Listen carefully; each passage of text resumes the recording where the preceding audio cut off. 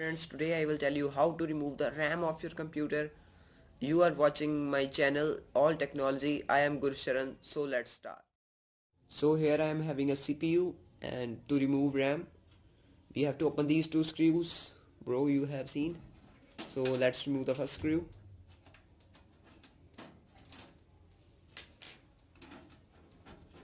and second one, and now we have to remove the shutter. Yo.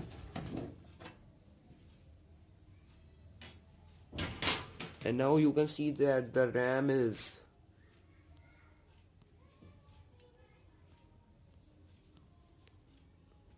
this one is RAM, which I am pointing my finger. This green portion is RAM. So to remove the RAM you have to push this white button.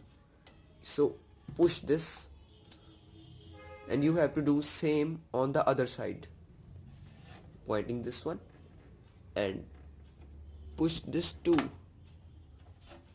and now you can easily remove the RAM. Pick up the RAM, it will easily come out. So you can see the RAM here in my hand. So thanks for watching my video. Please like, share and comment. Thank you.